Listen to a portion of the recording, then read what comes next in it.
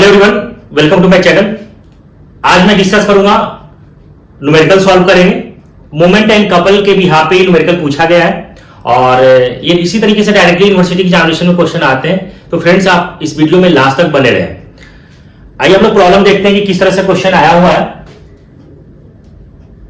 ये कह रहा है कि ये सिंपली सपोर्टेड बीम, ये न्यूमेरिकल्स में ये दे रखा है, आपको डायग्राम गिवन है। ये simply supported beam of length 10 metre, इसका टोटल लेंथ कितना है 10 मीटर दिया हुआ है। आप इस न्यूमेरिकल को आपको ध्यान से करना है, आप इस वीडियो में लास्ट तक रहे बने हुए।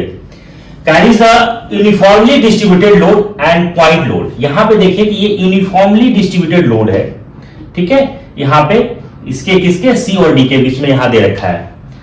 As shown in figure, calculate the reaction at the support। ठीक है, ये डायग्राम आपको दे रखा है और इसमें बोल रहा है कि आपको रिएक्शन जो लग रहा है, जहां पे सपोर्ट है वहां पे रिएक्शन फोर्स लगेगा, तो कितना लग रहा है। तो सबसे पहला हमारा स्टेप जो होता है, जब हम सॉल्यूशन करते हैं, प्रॉब्लम को सॉल्व करते हैं, तो फर्स्ट स्टेप हमारा क्या रहेगा कि हम फ्री बॉडी डायग्राम ड्रॉ करेंगे।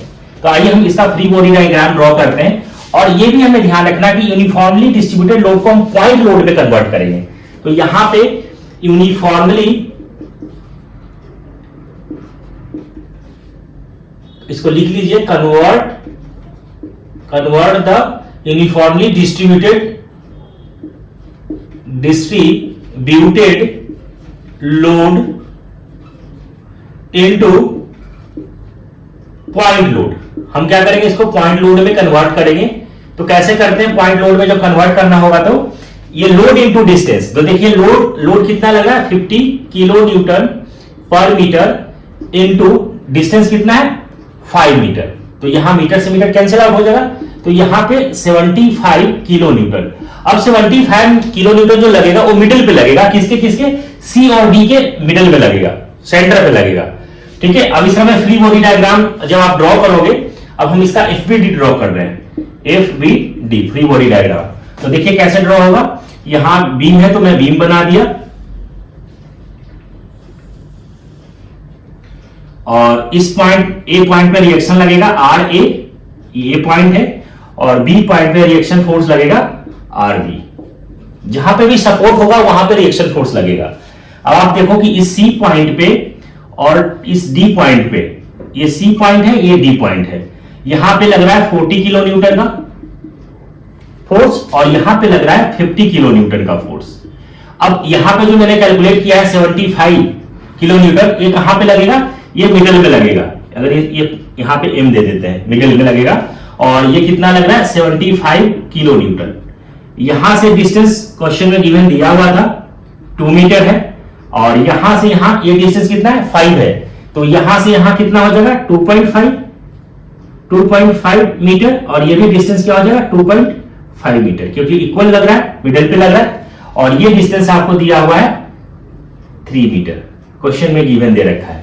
अब हमें इसको क्या करना है, सॉल्व करना है, रिएक्शन फोर्स निकालना है। एक बार हमें आर ए फाइंड आउट करना है और एक बार हमें आर बी फाइंड आउट करना है। यही तो हमें निकालना है इस प्रॉब्लम के अंदर। तो हम लोग निकालेंगे कि टेकिंग मोमेंट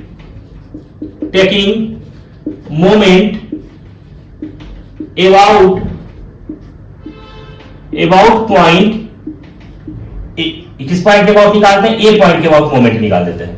तो कैसे निकालेंगे मोमेंट, फोर्स इंटू डिस्टेंस, यही फॉर्मूला होता है। तो यहां से निकालिए कि टेकिंग मोमेंट जो निकाल रहे हैं ए पॉइंट के अबाउट, तो फोर्स इंटू डिस्टेंस। तो देखो फोर्स आरबी इंटू डिस्टेंस कितना लग रहा है।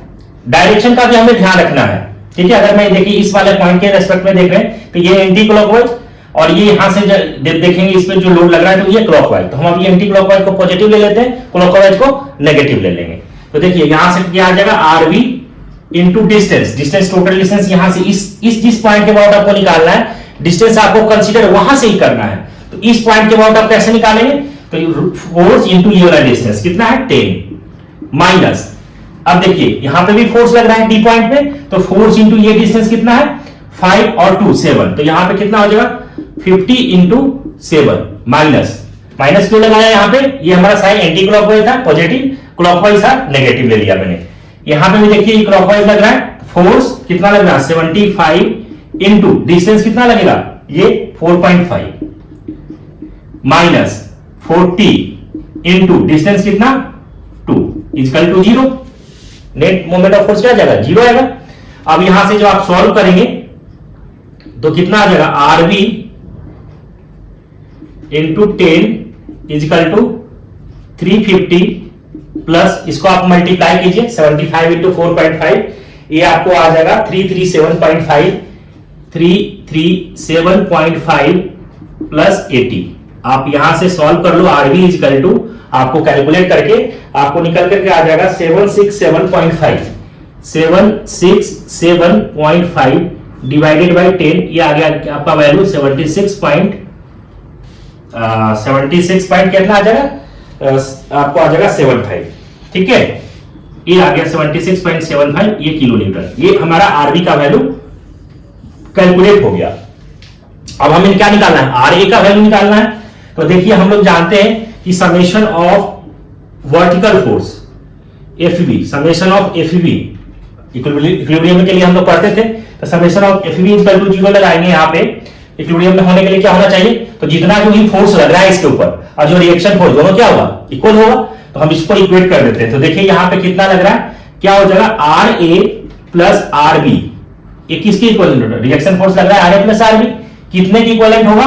तो यहां से देखो 40 न्यूटन का फोर्स लग रहा है इसमें, यहां पे लग रहा है 75 का प्लस 50 का।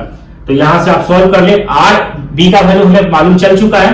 तो यहां से R A plus 76.75 equal to, इसको आप ऐड कर लीजिए, इस तीनों को ऐड कीजिए, देखिए कितना आ जाएगा आपको, यहां से आ जाएगा 165 आ जाएगा।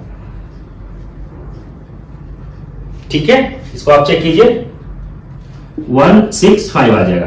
तो यहां से आर ए इजिकल टू आप कैलकुलेट कीजिए 165 में से ये माइनस कर दीजिए, तो आपको आपके पास वैल्यू कैलकुलेट होकर के आ जाएगा 88.25, ये आ गया किलो न्यूटन।